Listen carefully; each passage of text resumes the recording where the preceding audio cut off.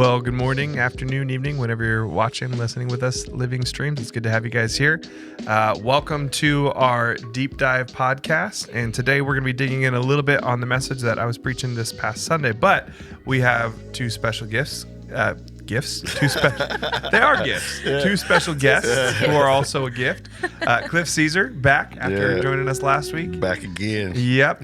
He is in charge of our connections process, our first impressions. I did the same thing last week. Yep. First impressions, as I said, our resident extrovert.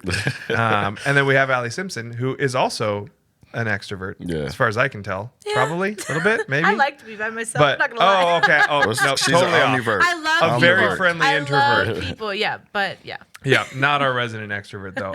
Ali wears like 18 hats here, which is kind of par for the course. But Ali, if you guys aren't familiar with Ali, is part of the admin team, especially for our LSE, Living Streams Espanol. Yep. Part of the worship teams, part of the admin team for our children's ministry as well. Any other hats? Young adults. Young adults, yeah. She's doing a lot of stuff. And actually this week was just helping out Bethany in leading the Dan Murrow family missions, family Mexico missions trip. Longest it's trip. A very long title. name. Yeah. And the reason it's really long, for anybody who doesn't know the history of that trip, by the way, back in the 90s, we had a series of young men at Living Streams drown. Yeah. And Dan Murrow was in different moments, one of whom unfortunately was actually Mark and Christina Buckley's son. And Dan Murrow was one of those young men, and he really loved that mission trip. He'd go on it regularly. He was really passionate for the Lord. And so after he passed away, we named that trip after him. And we used to just call it the Dan Murrow trip. Yeah. But we have so many trips. It's kind of helpful if the name of the trip kind of tells you what the trip is, you know? Exactly. Because we got the Honduras, we got the Belize, Ecuador, all the Colombia. Guatemala. Just Central America. Yeah. Southern, Central. So, Ali, how was the trip? Tell us about it. It was incredible. This was my second year going on the trip. And so I got to kind of come with a background of already like knowing what the trip was like and like the activities that we get to do and stuff. But even so, this trip was different from last year. Typically we do like a Young Life event, like a Young Life club with the community center that we go to down there. And we ended up doing that on a Friday instead of a Saturday this time. So that was kind of fun. Yeah. It was like one of the first things that we got to do while we were down there. And then we do like a kids festival, almost like a vacation Bible school for the kids. And that is always like the sweetest time to just watch the kids play around. And I ended up not really actually being at that part except to take some pictures because Alyssa, one of our friends who actually lived down there, she was like super sick. And so I was with her like making her a special drink that I learned to make in Guatemala when I was super sick. Because background, I lived in Guatemala when I was 18, I think, and I went on missions starting when I was 13. Okay. And that's kind of how I fell in love with like missions in Spanish and all of the things and stuff. I didn't know that. You gotta teach me that drink. Yeah, but it's okay, ready. Here's the recipe. It's limon, so lime, Alka-Seltzer, a mineral water, like a seltzer water, and then some salt. And you just mix it all together, and it tastes horrible when you first do it. That was horrible. But honestly, I crave it. Like, I make it for myself, like, all the time because I just, like, it settles my stomach. And it was, like, the recipe for, like, feeling better when I was so sick. And so it helped her. She got better within an hour drinking it. It was insane. Oh, yeah, I need and that. So, that was my weekend. I really did spend most of Saturday trying to take care of her and make sure she was okay. Oh, poor but Lee. we got to go to the beach. We got to go in the Malecon and go shopping and do all these things in Rocky Point. And so it was a really fun trip. And we had a lot of really cool people come down on this trip. It's a family trip. So we even had like a 9-month-old baby who was on the trip, which was so fun. Everybody was just passing around the baby, just holding the baby. Pick up a hammer. Did the baby pick up a hammer and work? Yep. Yes, she actually did.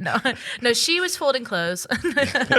9 months old. 9 months are really good at They're folding really, clothes. really good at it. But yeah, we just did a lot of really cool stuff. We helped with their like auditorium building that they just built and painted it and got it ready for some events to happen and went to one of their first like big like dedication services, I guess, to it on Sunday. And that was a really special time. But yeah, the families that went on it were really awesome, and it seemed like they were really impacted by the trip. And we had like some LSE people show up, our Espanol people. So we had a lot more Spanish speakers than last year. That's great.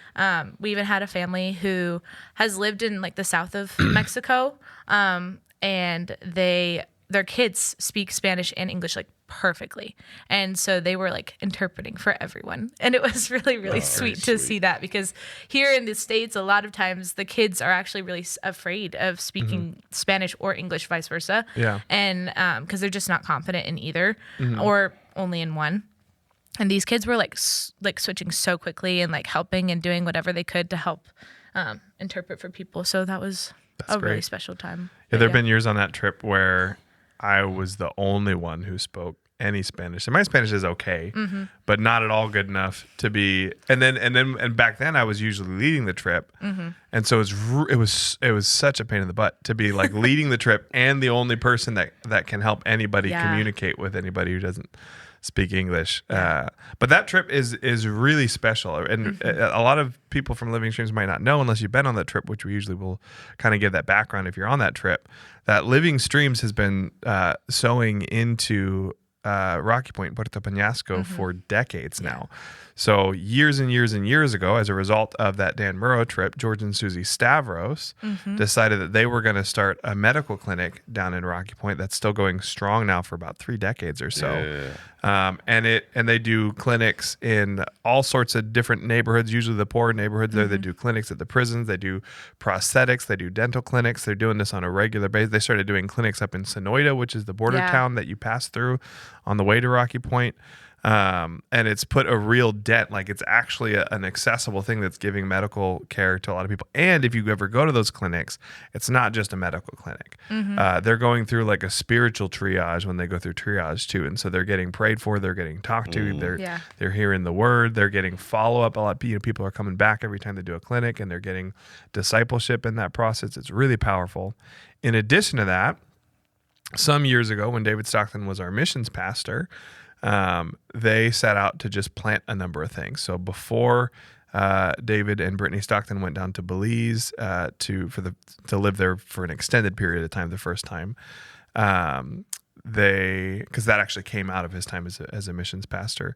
They had a couple from Living Streams who was on his missions board who had this vision of maybe we could plant something in Rocky Point. And so Frederick and Mary Moore. And so they went down multiple times a month for about a year, and discipled about a dozen or so people. Wow. And you might not know this, but you met a bunch of those people this weekend. So Alberto and Loli, who's over Young Life for all of northern Mexico. He's incredible. Actually, what came out of that, Frederick and Mary Moore were Young Life people. They planted the first Young Life club in all of Mexico. Yes. And that club has now spun off into at least a half a dozen or so different clubs. And they just introduced wildlife starting, I think, last week. Oh, that's great. So they I didn't know have that. the junior high, like middle school age kids That's that they're awesome. also now introducing, which is so cool. Continues to grow year after year. So that spread into other areas outside of Rocky Point as well as within Rocky Point. And then there's some other clubs that have popped up independently elsewhere in Mexico since then. But also Juan and Cynthia, who you met, who run the community center. And did you meet Jovan and Sarai at Familia de Dios? So I did not. They're the youth pastors at a church that we work with down there as well. So all these people got discipled from someone from our missions committee. That's amazing. And they're just doing so much. And Loli actually has won Rocky Point Woman of the Year a number of years in a row. Wow. They've just put a huge dent in it. They have so much trust, even as politically as things shift in Rocky Point, one party to the next. They've been a bipartisan thing.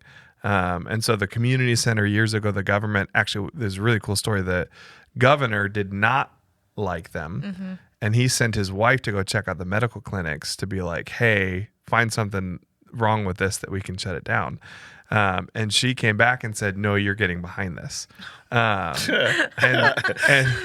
so won't he do it? And he was like, okay, great. It's that good, huh?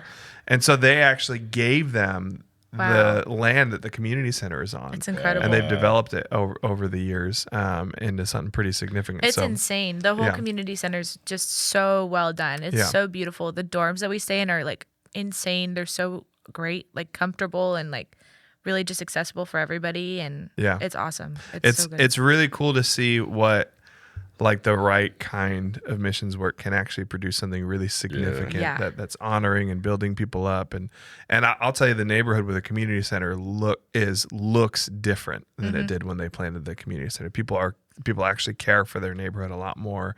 People That's are crazy. like, it's making a tangible, like on earth as it is in heaven kind of difference in a really cool way. So We got to walk around it and, yeah. and pray for people and invite them to like the different events that we had this past weekend, and it was so cool to like get to know the people in the community. Yeah, and it's worth saying, if you haven't like gone on that trip, it comes around every year. Yep. Sometimes we do one in the fall. I'm not sure yet whether Josh will be leading the fall one, but we do that trip. That's a great thing to do with your whole family, whether you're 90 or 9 years old or 9 months old. And it's honestly really good for single people too, like young adults. That was like kind of a big it was on demographic. Valentine's weekend. Yeah, so we had our young adults come on Extra Valentine's good. weekend. It was great. No, All the but single people. no, literally. But we were all there and we were just having such a fun time. I think that like for people who haven't been on mission trips too before, it's the perfect way to wade in and like kind of get into something with missions, because it's 3 days. It's not even. It's like 2.5, I think. And so, but it's also a real mission trip. it is, and it's like a sped up mission Yeah. trip. It is literally like what you would do in a week. We condense into 2.5 days, and we also get free time to go and like be in Rocky Point and like travel and like shop and be at the beach, and so it's a really incredible like first mission trip. And we had a couple of people who had never done missions before this past weekend that went and like just so enjoyed their time. And I also think it's even more informational to like go and like cross the border physically and like you get to see what's going on at the border and stuff. And so the whole thing I just would always recommend as like your first mission trip, because it's super, super accessible, super, super easy to do, and also just so impactful. Like you're gonna want to go back every year. So Hey, Dalton, we need to get our mission game up, bro. there you go. There you go. That's good. Well, love Rocky it. Point's even closer. 4 I'll hours. do Rocky Point. I think the only one I'm struggling with is Belize. Yeah. Yeah. Not a fan of the bugs. I They're like fist size out there, bro. There's something really wonderful, though. Actually, it's funny you say anxiety. There's something about Belize that's really good for that. Interesting. Because Belize will break your anxiety Yeah, I'm a going. little bit. Like it's like it's so obnoxiously slow pace. Like I remember staying there one summer, and there was one particular day when I realized, and this is actually pretty normal. I just remember it because it was like such a challenge. You some days you can only do one thing. Like literally, all you get to accomplish is one thing. I remember one day I was supposed to drop a car off for someone in a town about 45 minutes away. And it was, I was going to drop the car off and take the bus back, and we were going to be good. And I'll just spare you the details, but that was the one thing I did. I was literally outside until like 9 p.m. that day, waiting to get back home. I did one thing, but You're saying that like it's a benefit. well, yeah, because I need like something. He wants that will structure. distract me from just how terrible conditions. I'm not saying like that. Like that's going to get you there. I'm just saying when you do that and you spend all day accomplishing only one thing, it's like doing 18 things in 20 minutes is the thing that like makes you anxious. Yeah. And when you literally have to just sit at a bus stop and do nothing for hours, you learn. yeah, You learn. It's annoying, That sounds horrible. but it'll wind you down. It'll wind you On down the bus for sure. stop in the country that's not yours. With For the language hours, you bro? don't speak. Yeah. Oh, bro. Well, when the bugs came out, man. the- Oh Lord. No. But Have misadventure, mercy on dude. us. There's something so sweet about misadventure. No, there is. There really is. It's not an adventure without And getting some out of the misadventure. country, there's something to be said of like you just breathe different. Like you Yeah. really do. Like it just feels so good to get out Yeah. of the country and Yeah, breathe. yeah. Yeah, it's different air and different. Yeah, places. that's- for sure. That's one of the reasons I think Living Streams, like we really try to push missions, because because the Lord is calling us to make disciples of all nations, but also it's really fruitful when you do it right. It's fruitful to see the Lord using the church in Phoenix to strengthen the church elsewhere in the world, and it's really fruitful for you Yeah. to get outside of the world that you know and see that the Lord is good elsewhere in the world, all over the world. And that the kind of things that terrify you, you'll find the Lord is still there Man. in those places too. Yeah. But I wanna do Haiti, bro. When it Yeah. gets back There on you track, go. Haiti, I'm coming to see you. the motherland. Yeah, that's Those who don't know. I love homeland. Cliff, Muy reale. Haitian through and through. Muy reale. Are you full Haitian? I'm full 100%. Full Haitian. Look at you. Parle Creole, me comprends Creole, There you go. me crier Creole. So Period. There I you don't know go. if that's. I've Speaking some Creole. got nothing. I said speak I Spanish and read, English, I and that's read, it. write, and speak Creole and French. That's So, really cool. yeah. That's awesome. Yeah. How Not to fun. be confused with Belizean Creole. No, Very different. That is. That's what I've heard. I was trying to talk to Aurel and Katie. I was like, bro, no. It's not the same. It's not the same. Creole is actually just a word that means a kind of language. Yeah, kind of like broken a up. transitional language, a developing kind of like new your language Cuban and Mexican, Spanish, has evolved from Spaniard, and something Puerto else, Rican. yeah, you have your own like. So slang Belizean and stuff. Creole, like Jamaican Creole, is an English Creole. Yeah. Obviously, Haitian Creole is French More French, Creole. yeah. Yeah. So probably you'd be more likely to understand someone from Louisiana. Yeah, Yeah. Louisiana, From Haiti. and definitely even people from France. Like I had a friend from France, and we were able to talk. Yeah. That's insane. Yeah, when you go down to Belize and listen to people speaking Creole, if they speak slowly, you can track them if you speak Yeah. English. Well, it's like with Spanish and Portuguese too. Like Yeah. I feel like I understand everything. Whenever we have someone from like Brazil come, Yeah. I immediately know it. We converse. I speak in Spanish and they speak in Portuguese, and Yeah. I completely understand. Yeah. Yeah. It's really cool how languages. That's kind of fun. Yeah, it is intersect. fun. It is fun That's doing that. crazy. Well, let's pivot to the message Yeah. a little bit. Yeah. So we went over. Almost We forgot about continuing. I know we were just having a good conversation about missions. That's a We good thing love to do. missions. It's great. But we went through Joshua chapter 2, so we've been picking up on this theme of victory in the Lord in Joshua. And Joshua 2 is a story of Rahab the prostitute from Jericho and the two spies from Israel. So Joshua sends two spies in to kind of spy out the land a little bit. They show up to Jericho, and this woman, Rahab, who's a prostitute, who's a Canaanite, lives in Jericho. She takes them in, and then the king of Jericho finds out that there's spies there. He sends some men to go chase after them, and they show up at Rahab's house, and she hides them away and says, hey, they went that way. Basically, it's that old trope. Yeah. And so they leave Jericho fleeing after them, and then she lets them out later. And while they're at her house, she says, hey, we've heard how powerful the God of Israel is. We've heard how the God of Israel delivered you from Egypt. We've heard how the God of Israel delivered the Amorites into your hands, how you defeated them across the Jordan. And we know that you're coming for us. And the heart of every man in Canaan is melting because of that. And she says, will you make a covenant with me to protect me and my family when Israel comes? And so the men say, yeah, like as you've dealt kindly with us, we'll deal kindly with you, and you and your family will be safe when Israel comes and destroys Jericho. And so we talked about a lot of stuff, and I think you had used the word, somebody else used it in a text message. It was maybe edging on graphic a little bit, some parts of the message. A little bit. We went over Leviticus 18 and child sacrifice in ancient Phoenician culture, which might have been very similar to the Canaanite culture. So we dug into that stuff a little bit. And maybe we can start there before we talk about Hazakamatz, the words for strong and courageous, a little bit. So one of the things that we did for context, which is a bit of an offshoot, it was helpful, I think, in the context of this message. My hope was to just show us a little bit of how horrible the world that Rahab is living in is. Because I think the main point of the message was, hey, here's a woman who's living in hell and the walls are closing in on her. And how does she escape?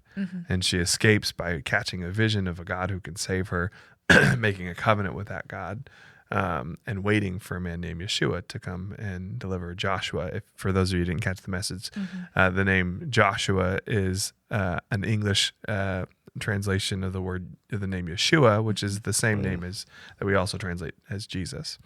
But so I got into Leviticus 18, which is super awkward chapter of the Bible. If you heard the sermon, I no need to re-enumerate, but basically not no need to get as graphic where we might get banned or whatever for Shadow ban. for detailing that stuff. But Leviticus 18, God is basically saying to the people of Israel, hey, you're about to go into the land of Canaan, and the Canaanites do some really messed up stuff. There's some really messed up. They have every flavor of adultery and murder that you can imagine. And so he enumerates basically all the different people and things that you shouldn't sleep with. That the Canaanites are sleeping with. Yeah. And then says like, hey, don't offer your children as a sacrifice to Moloch. And so we read this really gnarly quote from an ancient Greek historian about the Carthaginian rituals of child sacrifice, which Carthaginian culture is kind of they would have been the ethnic and cultural descendants of the Canaanites. So the Canaanites outside of Canaan and a little bit further down in history become known as the Phoenicians, and so we see those in Tyre and Sidon, a little bit northern Israel that that we're probably familiar with them in the biblical story. But Carthage and I'm gonna go down some rabbit trails here because I just studied a bunch of nerd context. Go. But it blew my mind actually to find out that the Phoenicians, so the descendants of the Canaanites, they were all over the Mediterranean because they were a seafaring people. And so not only did they plant Carthage, that like famously, tried to invade Rome years and years later, but they were on Ibiza, which if you don't know, Ibiza is, or Ibiza, yeah. if you're not speaking like a Spaniard, but that's like the Vegas of Europe. So there's this island off the coast of Spain called Ibiza or Ibiza. And it was interesting to find out that was actually like Phoenician, AKA it's essentially Canaanite culture, were living there. And on top of that, this one blew my mind. The Phoenicians actually were regularly traveling to England and getting tin all the way back then. And they like kept it a secret from everybody because tin was useful for making bronze and stuff. Anyway, I'm a nerd. I found that stuff super interesting. But yeah, we talked about the child sacrifice a little bit because, they would essentially build this bronze idol and burn infants on that. And it really is, I think, helpful for us to understand that because I know one of the big things that people wrestle with in the book of Joshua is, hey, so God just told the Israelites to wipe these people out? Yeah. What's the deal there? But it's helpful to put things in context. And so the reality is that this is a culture that God had been patient with for hundreds of years and waited for it to get as nasty as it could possibly get. And it was brutal. And it was not an act of kindness. It was not an act of it would not have been an act of kindness to have let this continue. It was an act of mercy in a lot of ways to uproot the culture. The other thing is, people will throw the word genocide out there in relation to the book of Joshua. True. But what you miss in that scenario is that there always was a road into Israel. So like, it's interesting. It's almost like you can see maybe kind of the seeds of what we understand as American identity, right? So like I'm American, you're American, Cliff's American, but like we were just talking about Cliff, Haitian, but there's something about in America that we understand, like, hey, being in America isn't an ethnic thing. Yeah, it's not racing where you've come from. Yeah. And Israel, although there is this strong understanding of like an ethnicity, at the same time, Israel was always something that someone could get grafted into. And we see that with Rahab, this Canaanite woman who becomes an Israelite. We see Moses marries a Midianite woman, a Cushite woman, and God defends him marrying the Cushite woman. So that Cush would have been like Ethiopia. So, and then we see the Gideonites elsewhere in the book of Joshua. We see this on-ramp into Israel. And the Mosaic law defines the route by which someone can become an Israelite. Someone can become a Jew who was not. And so really God's essentially what God is saying is the culture here is so wicked. The only way for you to escape is to escape the culture. But there is a way to escape the culture. My people are coming here, and you can become an Israelite. Yeah. And it was, of Jericho, of all the people who lived in that massive city, there was only one woman in her family who decided that they wanted to do that. Yeah. They had all heard about what God had done, and they all had the capacity to have made the same decision that Rahab did. Yeah. But I just watched a YouTube video a couple weeks ago that was an atheist debating, I don't know, or maybe it was, no, atheists debating a bunch of Christians, I think it was. And that was like one of their points was that God commands genocide. And how could a good God command genocide? And so like what you're talking about, I feel like is exactly, I mean, it was one of the points that they brought up in the genocide that they like showed in the Bible. And the thing that sucks about it is like, yeah, you're killing off people, but you're killing off what has been so evil and so twisted from what it was meant to be. And it's so cool to see how intentional the Lord was with how he did that. And even in saving Rahab and her family, like the lineage that then comes from that and like what happens after it's already happened and like everything has been torn down and starting over. I see a little bit of that in my life, to be honest with you, man. When you're just talking about escaping the culture, and that's pretty much what when I was facing my case, the judge was like, "You got to get out of Chicago," and like back to Twisted and doing some evil things, back in the gang culture and stuff in Chicago, like. I see it now, hindsight, it's like, man, like God saved me from that. Like, I had to get out of what was going on in Chicago in order for me to save my family, in order for me to create, a new life for, my dad's lineage is to like settle and be Christians, So, so I kind of relate to the story personally when I'm reading and when you were speaking on Sunday. I think it's so cool to see the Lord's grace in that too, of like calling people out, like, I don't want to say that I have come from like a horrible situation, but definitely when I left Ohio to come to Arizona for school, it was not the ideal time for me to come. My parents were separating at the time, and it was a lot of like really hard stuff in my family that we were going through. And it looked like I was like running away, but I was truly just listening to what the Lord was calling me to and teaching me not to be God and not to take over in that situation. And so even just seeing like in like different aspects of everybody's life, like there's always that like calling out that the Lord is exactly that he's doing for you. I think that's what makes up Living Streams. There's a lot of people that's been called out and like planted here, bro. Like it just, the culture here is. Well, and there's something that it's interesting that you say that because I think that's a big part of Phoenix. I do. The Phoenicians? Different kind of Phoenician. Phoenix, because Phoenix, Phoenix has been like doubling in size every how many years my whole life. It was so much smaller when I was a kid.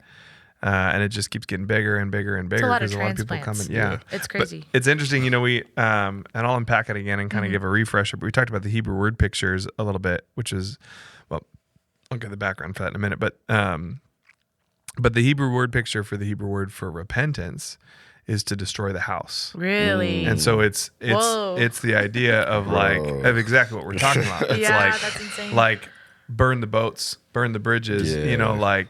Like no Don't going look back. Wow. It's like flush the pills. Throw the weed away. Yeah, throw the weed away. What's the new wineskins? You can't keep the old. Yeah. It's get rid of like make it so that there's no way to go back. I literally drove here with nothing in my car, but like a bag of clothes. That was it. Like I left everything and drove to here, bro. I get it. Yeah. I love that story. Do you want to share a little more of that story? That story is so powerful. Yeah. I mean, you shared the highlights of it. But. Yeah, the highlights. I was just to close, like not a big time, but I was gangbanging and selling drugs in Chicago. I was on my way back from Houston doing a deal because back then in Houston you would get pounds, which is a marijuana term, for like half the price than what you would in Chicago. So I'm coming back.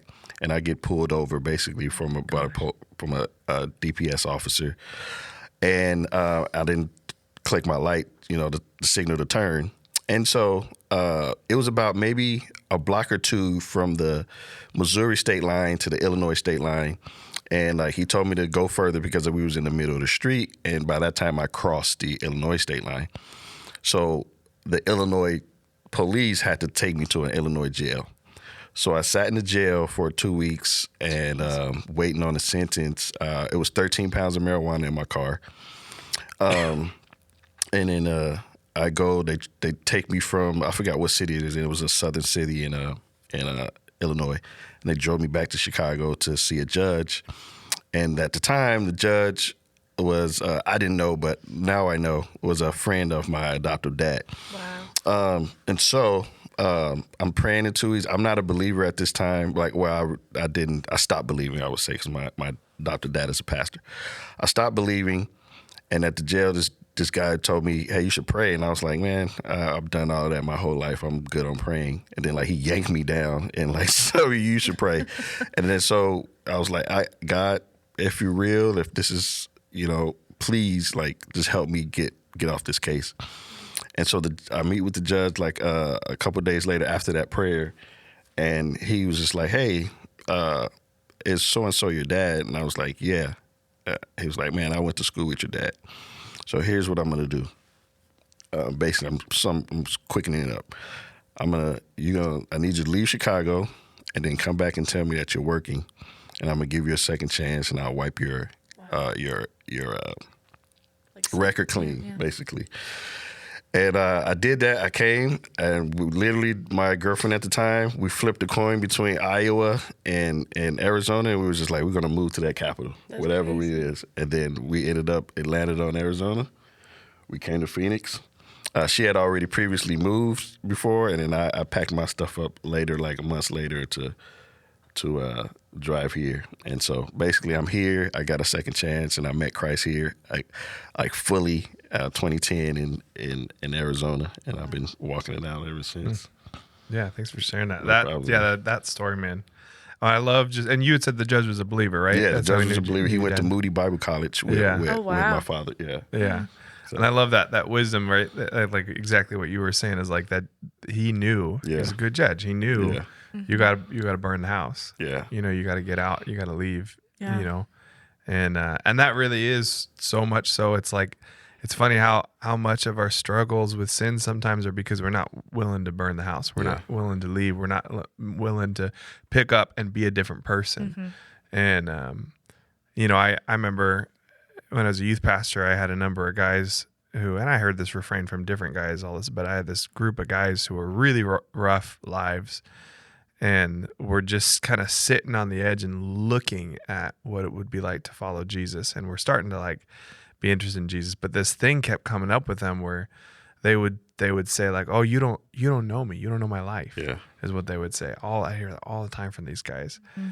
And, cause they just felt like I have such a different life from any of these clean church people. Mm-hmm. But then one summer camp I had my intern Michael McLean, who had been an addict on the street and homeless, share his and they knew him and they just thought he was a clean church going, easy life guy, and my wife, who had a really painful life too, shared her testimony. A couple other leaders shared their testimony, and they were like, I saw their jaws literally drop, their jaws drop as these people were giving their testimony, and they were like, you do know me. You do know my life. Mm-hmm. You live my life. How did you get from where I am to where you are?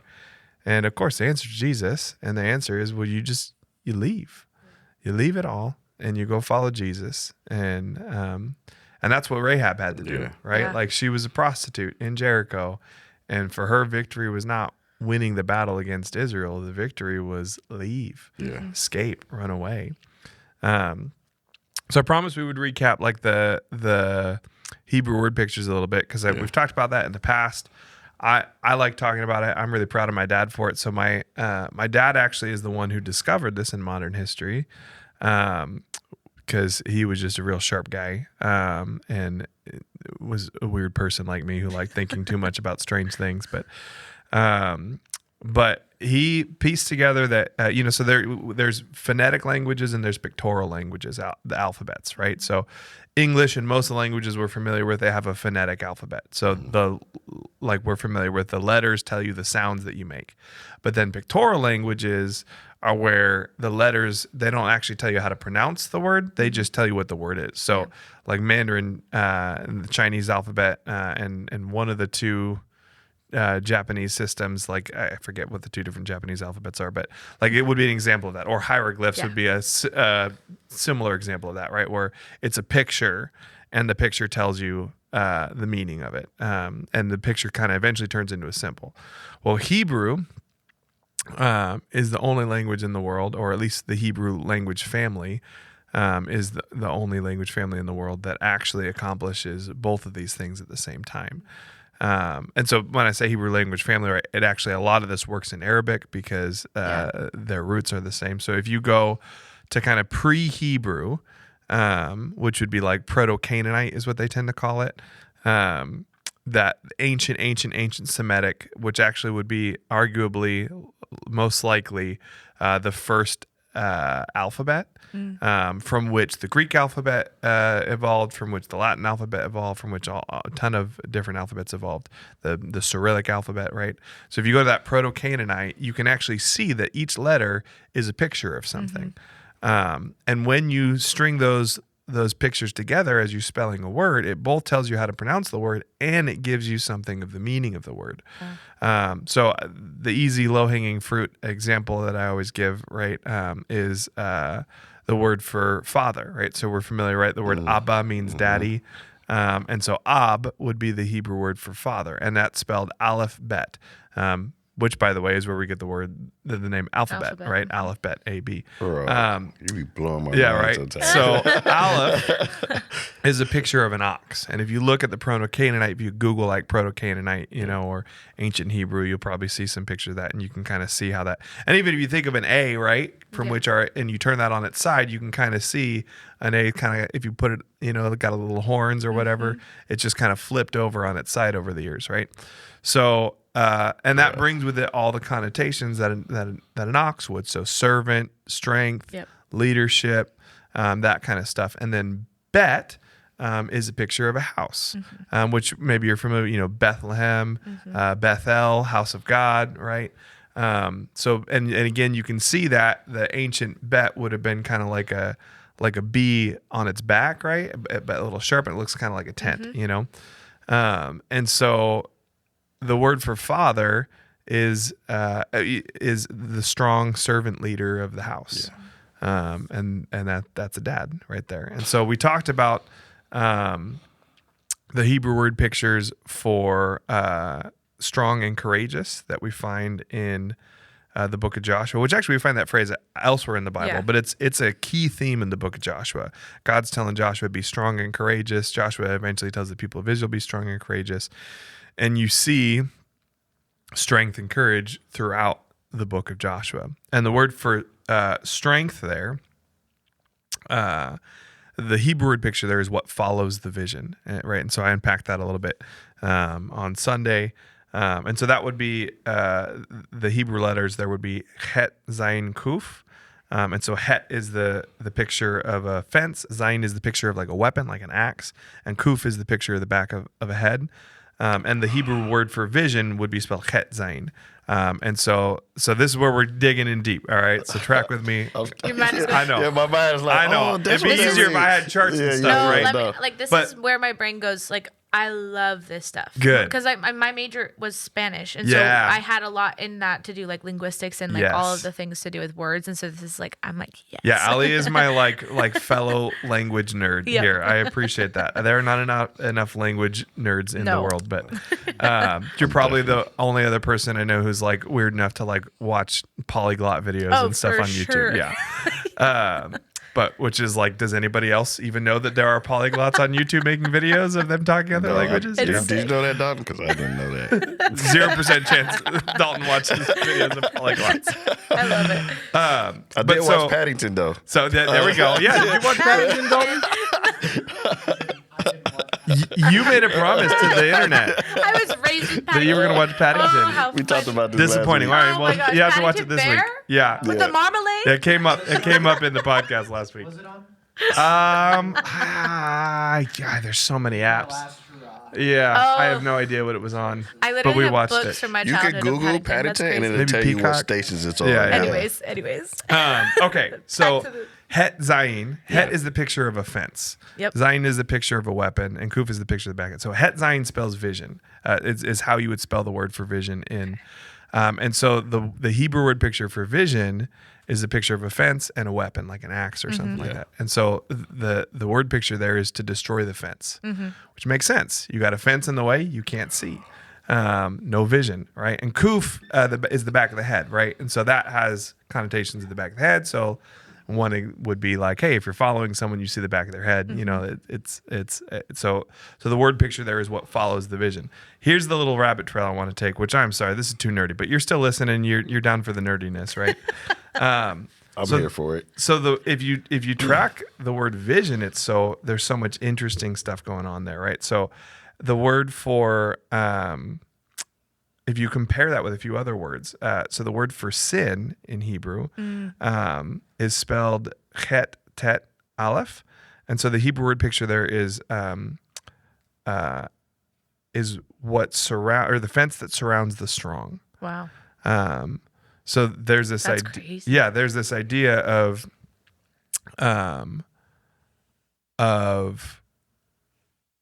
sin being this thing that's fencing in and blocking the vision of the strong, Wow. of holding them in. And so that the letters there would be a fence and a snake, and then Aleph we already talked about, right, would be the ox or the strong there.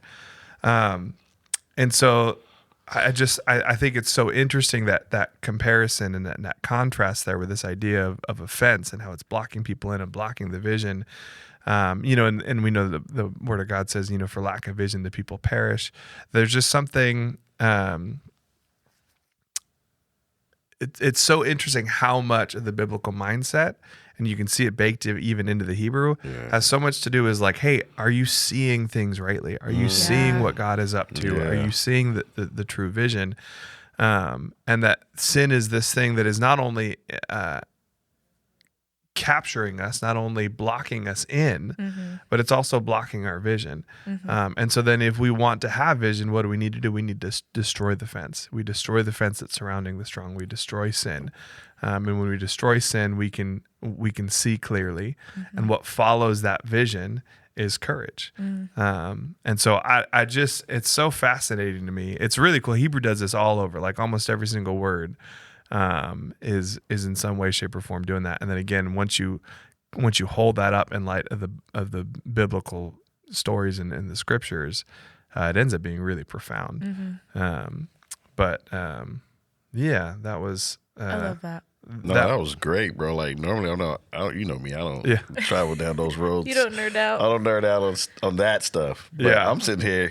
Dalton might mean me a few times. I'm sitting here like, like I'm wide eyed. Like, man, that's dope. Now It's really I'm cool. putting pictures together from other scriptures from when you Right. explained that. Like when you said like, our people perish from the lack of vision, lack of knowledge, or whatever. I'm like, oh, like that directly ties. It's when Dan Riccio used to teach us. Taught like some mentees of his about this rainbow effect, basically, of like something will be in Genesis that quotes back to in the New Testament, and something from the New Testament that'll go back to like Exodus. And I'm like looking at these two right now. I'm like, my mind is like blown. Yeah, it's fascinating. That's why I say like you begin to wonder where the heck this language came from. Because if you think about it, I've thought about it so many times over the years. I cannot fathom how that's possible. Literally. How a language can have these profound or any meaning. Yeah. In addition to the phonetics, Yeah. it just doesn't. You'd have to make it from scratch, and even if you made it from scratch, it's mind blowing to imagine being able to embed that kind of meaning into it. And then it just layers upon layers upon layers. It's crazy. The Bible is insane. Like Yeah. literally insane. And like you're talking about the rainbows. We're talking about like we said the lineage earlier. Like I feel like there's like so many little hidden things. I don't know if it's true, and I've never actually looked into it, but I remember hearing one time that like there's something with like the names and the order of the names that like they spell out It is something true. specific. I've never looked at it, but I've heard about it. I'm like, if that's true, that's insane. Yeah. But I feel like the Bible is filled with all of these special things that just show how divinely inspired it is because they're written by all these different people, and yet it all comes into this like special like Yeah. formula for us to like Yeah. have. And some of it is the like the literary conventions of ancient Hebrew literature. Yeah. That blows our minds a little bit because it's not stuff that we do. Yeah. A little bit when you look at like how they built the pyramids, it blows our minds. And it's like, well, they did some pretty cool stuff. So some of it is definitely like within the creative capacity of humanity. Absolutely. But then some of it is so clearly not. And so Yeah. you can see the Lord obviously working with and inspiring the word of God. Mm-hmm. Like how do you have, so when I talk about like, okay, yeah, if you were to construct a language, they call them conlangs, right? People Mm-hmm. do that. J.R.R. Tolkien was like the granddaddy of that. He invented the languages for the Lord of the Rings and stuff. So you construct a language, maybe you can construct a language that's phonetic and pictorial, but then how do you have that interweaving the reality Yeah. of the wisdom that's baked into that? How do you have that interweaving with stories that are written hundreds, if not thousands of years Exactly. after Exactly. the language was constructed by people who probably were not picking up on that? So when you have the story of Elisha and his servant, and Yeah. Elisha's servant's his eyes being opened, and he sees this vision of the hosts of heaven surrounding the enemies that are around them, and it's like, well, yeah, there's the courage that follows the vision. Like I don't know, maybe the author of 2 Kings was aware of this feature of Hebrew, but I don't It think just so. seems so unlikely for Yeah. that to have been. Yeah, it's insane. In Yeah. the gamer world, we would call those Easter eggs. Yeah. Yeah. Taylor Swift know? likes to give a bunch of those. Yeah. And so what you're left with is like, well, perhaps you just had a God who knows Exactly. everything, Oh, bro. who is the source of wisdom, who baked this stuff in.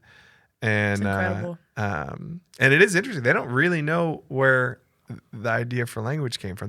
People study this stuff, and the leading theory is that you had the Egyptians doing their hieroglyphics, and then you had cuneiform elsewhere, and that's all happening kind of in the same part of the world, and that probably at some point in time, some sort of Semitic peoples were like, hey, well, let's like do this. Yeah. But it gets a little more complicated when you realize how profound the Semitic alphabet is, which ultimately becomes the Hebrew alphabet. So, anyway, That's good. yeah. That's so cool. But where we landed, let's kind of get back to a Yeah. practical application spot here. After nerding out a little bit on had me Hebrew nerding out. language and I feel like I'm and back in school. I'm like, Phoenician culture and all No, that. that's Alec. That's Alec's Yeah. presence. Like yeah. Alec, I feel like would be a great lecturer, teacher, Oh my gosh, kind yeah. of classroom guy Have that you I ever could done just sit and anything be like like, that? bro, Like being like a professor or like anything like that? yeah. No, I only have an associate's actually. Whoa. I just have. You I just gotta like you gotta learning figure it things. out. Bro, Yeah, thanks. what? Yeah. Especially I did not yeah. know that, bro. Yeah. I assumed you had all these, and it's not wrong to assume sometimes, but Yeah. because the way you carry yourself Well, and the thanks. Bible knowledge and stuff, Yeah. I thought you were like Riccio level, bro. No, I'm just a nerd. I love it. Just a nerd. I love it, dog. It's so It's good. like me, I'm saying. So Yeah. you know what I'm saying? Yeah. Like I have everything I learned was thanks. taught and hands Yeah. on. So Yeah, thanks. Yeah, I just like figuring stuff out and learning stuff, and the Word of God is so interesting to It me. is. Because it's because it's not just interesting, it leads to transformation. Yeah. yeah. It's like the more I learn and the more I study the Word of God, like you can just pass over it and you can read it and it'll change your life. Yeah. You don't have to study. You don't have to be a nerd. You don't have to know about Phoenician culture. But the deeper I dig, it's still yielding dividends, like it's still transforming me. It's still changing me when I wrap my mind around it in more thorough ways. And so I love studying that more than anything else, because other things are interesting and fascinating and useful, but this changes who I am. Yeah. Into who I'm supposed to be in a really good, healthy, full way, And so for example, in this story, we hear this story about this woman Rahab, and you were talking about really being fascinated with the genealogies, right? Because Matthew tells us that Rahab married Salmon, and Salmon Salmon and Rahab had a son named Boaz. Boaz had Obed. Obed had Jesse. Jesse had David, King David. And King David ultimately was the ancestor of Jesus. Yep. It's interesting, actually.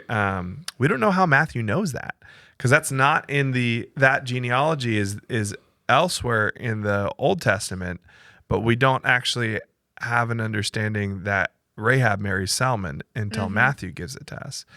And so, like, the leading theory would be, I would say, other than possibly just, God told him that, but would be that might have been something that was kind of kept secret in that lineage, because prostitute, Yeah. and Matthew was like, well, I'm gonna spill the beans, because He said, mic drop. because after we meet Jesus and after we see how he lived and how he cared for prostitutes, we realize that this is a great honor. Yeah. Something the Lord did. I mean, and that's reading between all we know is that Rahab is not mentioned in the lineage of David in the Old Testament, and she is mentioned in the lineage Later of David on. by Matthew. But Ruth is mentioned in the lineage of David really clearly, and that is scandal enough. I mean, I don't know how this ties, but it sort of makes sense how he was really nice to the Samaritan woman. Yeah. Like, you know what I'm saying? Like the caring and love that he gave her in that talk. Yeah. And it was like, now because his lineage had, Yeah. This, so he understood. Yeah, bro, I'm nerding out now. It's wild that there is this perspective floating around in our society that the Bible is anti-women and oppressive and anti, I don't know how to frame this right, but like anti-sex worker, is the name that people use for people who are in prostitution when they're trying to be honoring there. Gen Z call them spicy workers. Spicy. Yeah. Real. The reality is that our world is just doing some crazy stuff that is so destructive, that is ultimately anti those people. Yeah. Anti whatever people group we're talking about. And the Bible, I mean, you don't need to look any further than Jesus, but you can look from cover to cover if you want. Quite literally. And see how there is nothing in all of history that has pushed the caring for, protecting, and honoring of people who tend to be pushed out. Yeah. And so a reality across cultures, however you want to talk about this or that culture that was maybe more this way with women or maybe more that way, and this culture is matriarchal. The reality is that the gravity of human culture is that men do tend to be jerks to women. And that's an understatement, and it takes something powerful to undo that. Because human beings were broken, and when you have power, you tend to abuse it. And men are physically stronger than women in almost every corner of the world, no matter what we want to think and how we want to say it, and that gets abused. And it really takes the strength of a man like Jesus to turn things around. And the reality is that all the world over, people who are selling themselves for sex are the bottom. They're used and they're abused. And even if you try to do what our culture is doing and say, oh no, it's a great thing, it's an honorable, respectable position, that is the worst thing you could do, because you're just going to trap more people in it. That's just the kind of stuff that people who are abusing other people, that's the kind of message that they're wanting to propagate. Calling this empowering, that's a trap. You're being lied to. And Jesus is the only place in which, and the Word of God is only place in which we really can find foundation to say, no, this is really sad and broken and not good, and we're going to love and honor these people. And I'm going to use you. Yes, Like, I think powerfully. that's the huge part for me. Is like, it's not just like empowering, but it's also like, no, I'm going to take you who is so broken and so like messed up in some sort of a way. Like, I'm going to use you for the better of the world and for the better of the kingdom. And I'm not afraid of your dirt and your mess that you're bringing to the table, because it's what's going to actually impact people and help people in this world. And so I think that it's so encouraging, especially as a woman, to like be able to like know that like the Lord used so many incredible women, but they were also really, really broken women most of the time. And it's so sweet because it's like I can be so broken and so messed up in my own testimony and have like these years, or maybe I wasn't as faithful to the Lord as I want to, but I know that like he's using me for that reason because I am going to him and trusting him after the fact. And I mean, you see that in Rahab, and I definitely love the story of Rahab for that reason. Yeah. And to know the lineage to then, Yeah. you know, it goes to Ruth, it goes to like all these people. I'm like, this is incredible. Yeah. It's so cool. Well, and if you think about the reality that what this woman's body was used for, what she used her body for, and then what the Lord used it for. Exactly. To deliver the lineage of the Messiah. I mean, that's crazy. It's insane. And that really is, I think, God just trying to make it as clear as possible, right?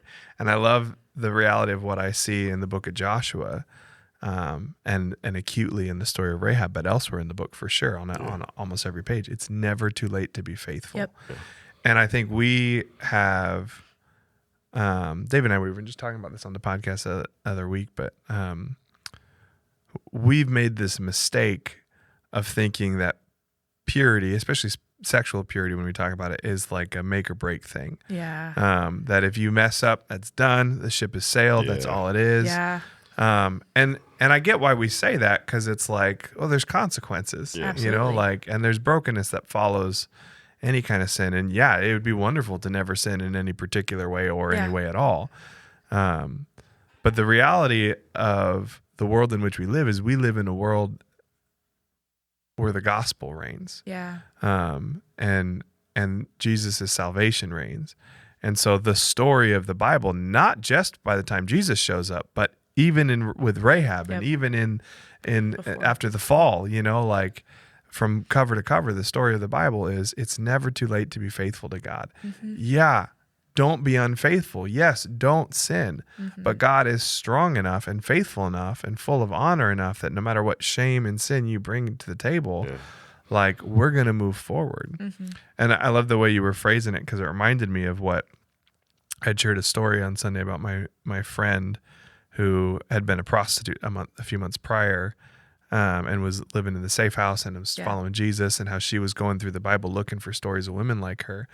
But what had sparked that was a few days earlier, maybe like a week or so before that, I was teaching them English, and me and this other woman who were teaching English class, we were using the book of Genesis to do that, because both of these women had recently started following Jesus. So it's like two birds with one stone. But then what I didn't realize when we started Genesis is how really awkward the book of Genesis is. Like, seriously, when you're a guy in a room full of three women, two of whom were prostitutes months prior, and you're reading, you know, it starts on page 1, they're walking around naked, and it's like, that's about as mild as it gets, right? And then you have Noah passed out naked and drunk, and Ham maybe messing with him, you know, and then which they picked up on that, you know, that's kind of in the subtext of it. But one of them was like, did Ham do something? And I was like, okay, I guess we're having that conversation. And then you have Lot's daughters getting him drunk and sleeping with him, you know, and then you have you get to Abraham, and it's like, oh my gosh, you know, passing off his wife like she's not his wife, literally. You know. And then all that they do to poor Hagar, and that she ends up in the desert twice, literally, you know, with the Lord kind of coming in clutch for her. And when we were doing the story of Hagar, every time we did these stories, I'm like nervous is going to drive them away from Jesus, because I'm nervous that they're going to think that the Bible's endorsing this stuff, you know. And by the time we got to Hagar's story, I'm like doing this lengthy footnote for them to explain, like, hey, just because Abraham is like a hero of the faith doesn't mean that God is endorsing what he's doing. And because I'm so nervous that they're going to see all their abusers in Abraham. And I'm halfway through explaining this, you know, and contextualizing this, and my friend, she stops me and she says, I don't think you understand what this story means to us. And I'm like, well, what do you mean? She's like, I don't think you don't need to tell us that. And she said, I said, what do you mean? She said, well, Abraham did this stuff, right? He did really bad things. I said, yeah. And she said, and God used Abraham? Yeah. And I said, yeah. So he'll use me? Yeah. And I said, yeah. And she was like, that's enough. there you go. because I was so scared that she would see herself, understandably, in Hagar's Right. perspective. I never considered that she would see herself as Hagar and Abraham in that situation, because I looked at her as a survivor, as a victor, Right. which means that before that she would have been a victim, right? I didn't realize what she knew about the reality of her heart is that in addition to all of that, which is very true in her story, she was kidnapped and trafficked, like straight out of a movie type situation.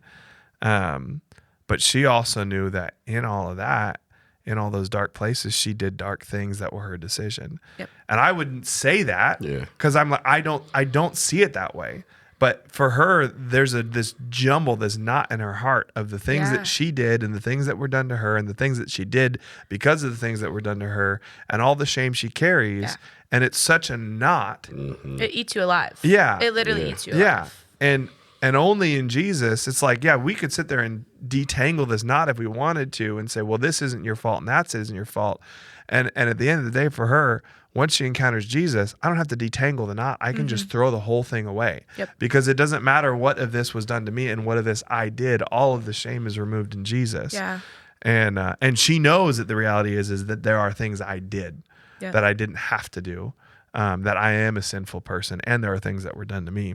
Well, I just think it's, all of this together, like, you don't have to be perfect to be used by Jesus. Yeah. Like, that is the message. Yeah. And so many of us think that we have to be perfect. And yes, there is a change when you meet Jesus, that you do want to be transformed. You do want to be sanctified, but you don't have to be perfect to be used by him. And he will use you at the lowest point that you are to potentially impact other people and impact the kingdom. There's so many stories.